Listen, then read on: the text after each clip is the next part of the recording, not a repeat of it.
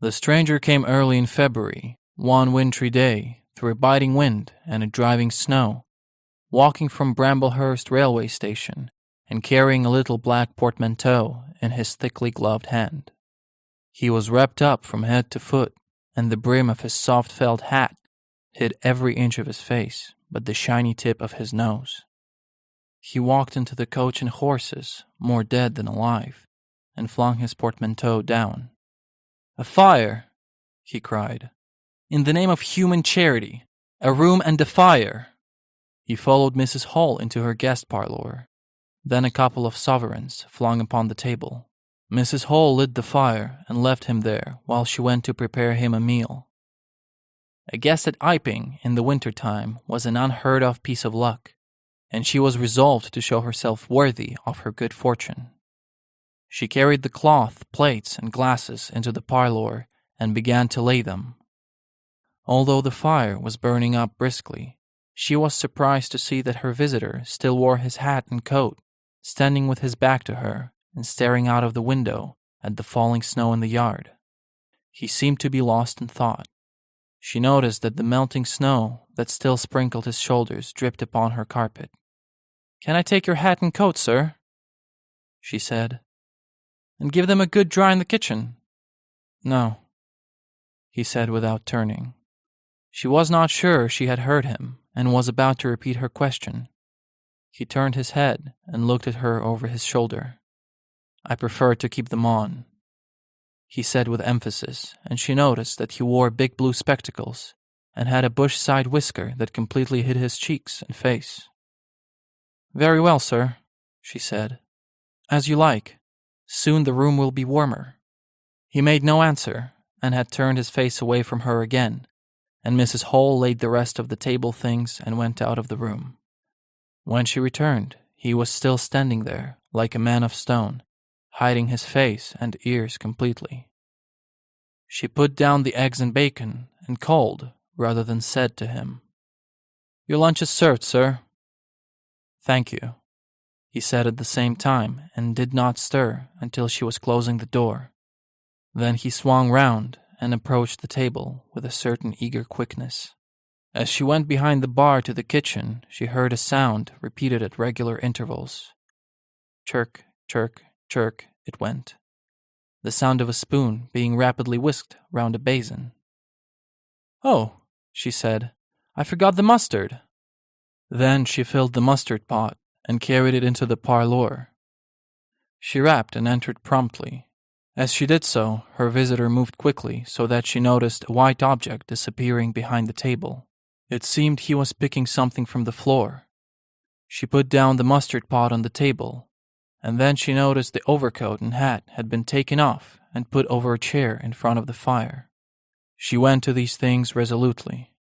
"I suppose I may have them to dry now," she said. "Leave the hat," said her visitor in a muffled voice. And turning, she saw he had raised his head and was sitting and looking at her. For a moment she stood gaping at him, too surprised to speak. He held a white cloth, it was a serviette he had brought with him, over the lower part of his face, so that his mouth and jaws were completely hidden. But it was not that which startled Mrs. Hall. It was the fact that all of his forehead above his blue glasses was covered by a white bandage, and that another covered his ears, leaving not a scrap of his face exposed except only his pink, peaked nose. It was bright pink. He wore a dark brown velvet jacket with a high black collar turned up about his neck. The thick black hair gave him the strangest appearance. This muffled and bandaged head was very strange.